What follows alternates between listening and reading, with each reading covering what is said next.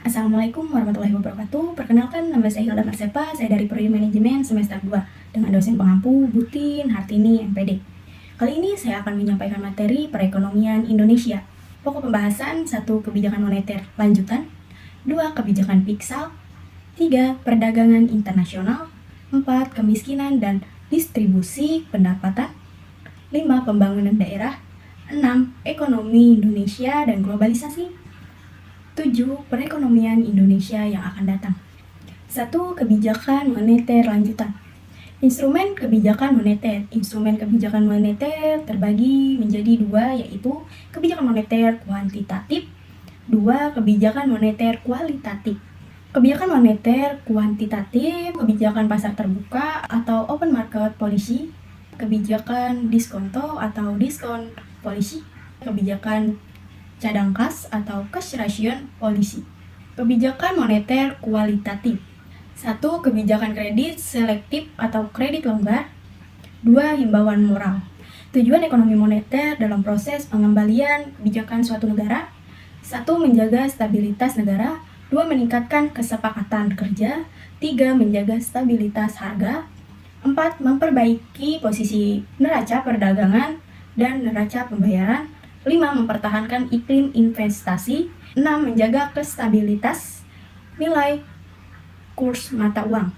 7. Menurunkan laju inflasi. Saluran transmisi moneter.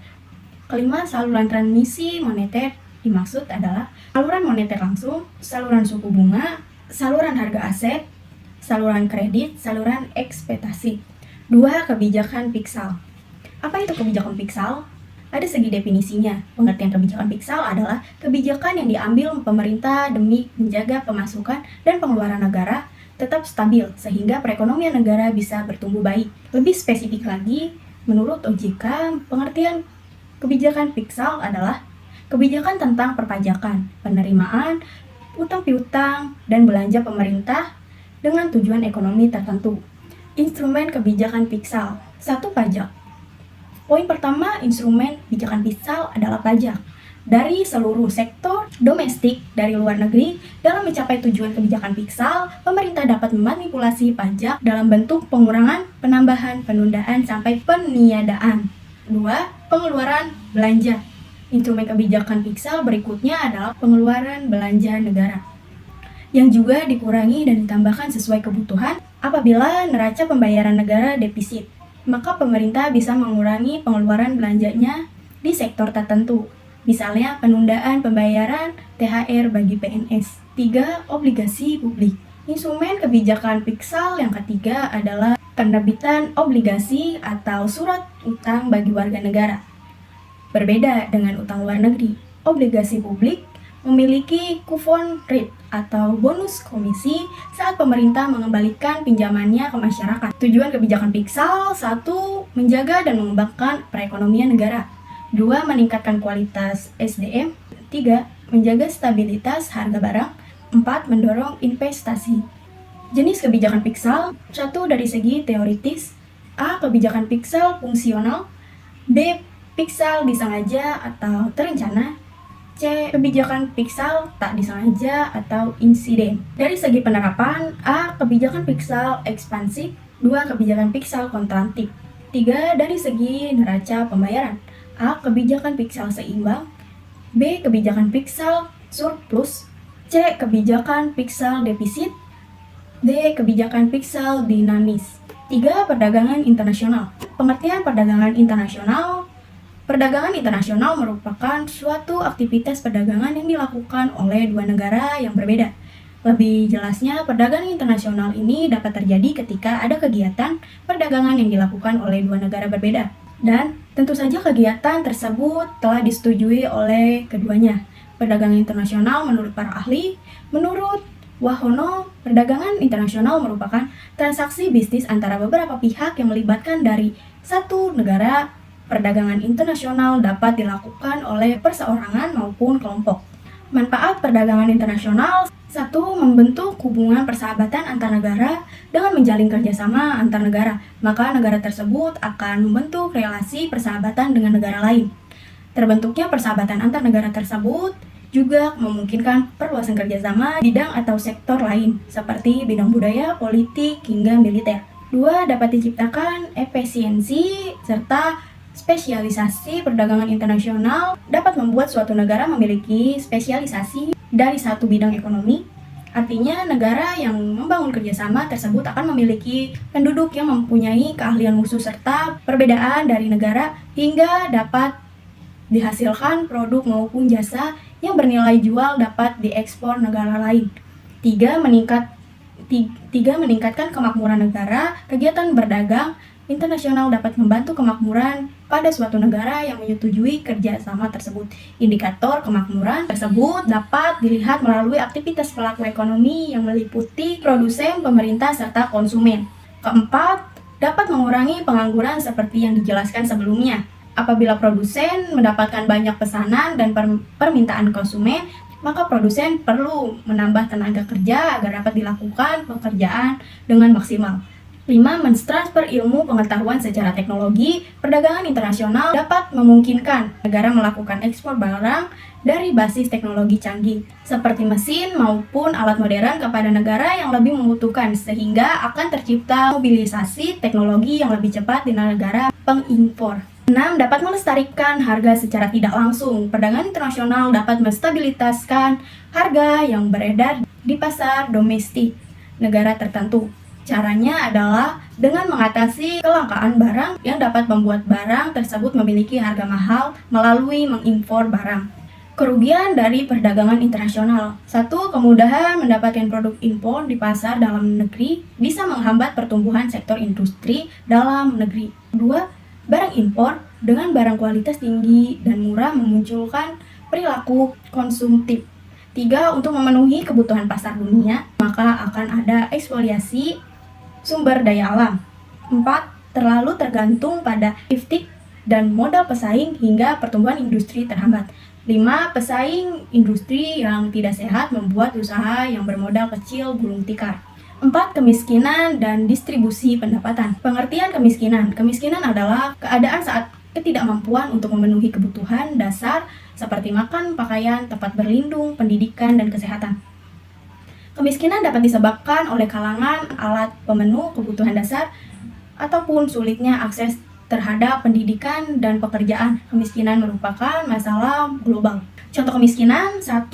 Ketidaksanggupan atau ketidakmampuan untuk memenuhi kebutuhan pokok seperti kebutuhan pangan, sadang, dan papan. 2. Tingginya angka kelahiran. 3. Sikap menutup diri dari pengaruh luar. 4. Adanya ketidakadilan. 5. Tidak menerima hak yang semestinya. 6. Tingkat pendidikan yang rendah. 7. Kurang gizi. 8. Adanya wabah penyakit. 9. Faktor budaya. 10. Faktor psikologi. Pengertian distribusi pendapatan. Distribusi pendapatan adalah suatu penghasilan yang didapat setelah melakukan usaha secara menentukannya dengan melihat daya beli dan kepribadian atau selera masing-masing. Apa semua orang mampu membeli? Dari semua kalangan, dari menengah ke bawah sampai ke atas, dan selera orang tentu berbeda. Contoh distribusi pendapatan. 1. Keluarga. Adanya pemerataan pemberian uang pendidikan pada anak oleh orang tua, pemerataan pembagian harta warisan oleh orang tua kepada anak cucunya, sekolah, pemerataan pembantuan pendidikan atau biaya siswa untuk siswa yang tidak mampu, pemerataan bantuan pendidikan untuk siswa yang berprestasi.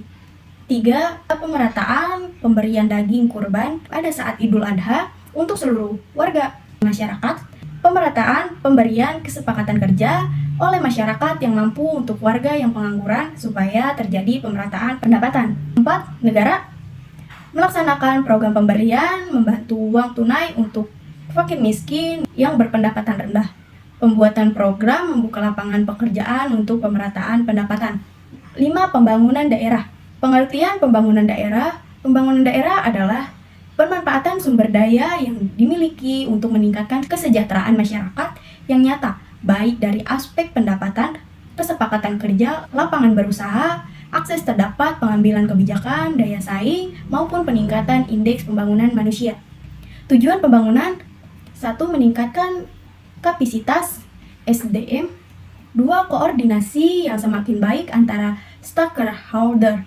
3. Peningkatan sumber daya yang berkualitas. 4. Sarana prasarana yang memadai dan berkualitas. 5. Dunia usaha yang kondusif. 6. Pengurangan ketimpangan. 7. Memperdayakan masyarakat. 8. Mengetaskan kemiskinan. 9. Menambahkan lapangan kerja. 10. Menjaga kelestarian SDA.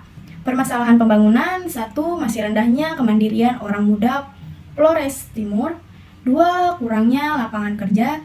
3. Adanya gejala semakin turun karakter orang muda dan wawasan kebangsaan. Rendahnya derajat kesehatan masyarakat. 6. Rendahnya kesejahteraan sosial menyandang masalah kesejahteraan sosial. 7. Masih rendahnya peran dan perlindungan terhadap perempuan dan anak. 8. Masih rendahnya kinerja transportasi. 9. Rendahnya kualitas pelayanan publik. 10. Penyelenggaraan pemerintah yang belum sepenuhnya bersih dan efektif. 6. Ekonomi Indonesia dan globalisasi. Apa itu ekonomi Indonesia? Ekonomi Indonesia adalah merupakan ekonomi terbesar di Asia Negara dan merupakan salah satu ekonomi pasar berkembang sebagai negara penghasil menengah dan anggota G20. Indonesia tergolong ke dalam negara industri baru. Indonesia adalah ekonomi terbesar ke-17 dalam hal PDB, keseimbangan kemampuan berbelanja atau KKB. Apa itu globalisasi ekonomi? Secara harfiah, arti globalisasi ekonomi adalah proses masuknya ilmu ekonomi yang mencakup produksi, distribusi, dan konsumsi ke ruang lingkup dunia tanpa adanya batasan antara negara atau wilayah. Globalisasi ekonomi memandang dunia adalah sebagai suatu yang bertujuan untuk menciptakan kawasan perdagangan yang lebih luas. Globalisasi perekonomian ini erat kaitannya dengan perdagangan bebas yang berusaha menghilangkan hambatan-hambatan perdagangan internasional. Globalisasi ekonomi adalah proses integrasi dan interkoneksi antar pasar, perusahaan, dan negara di seluruh dunia.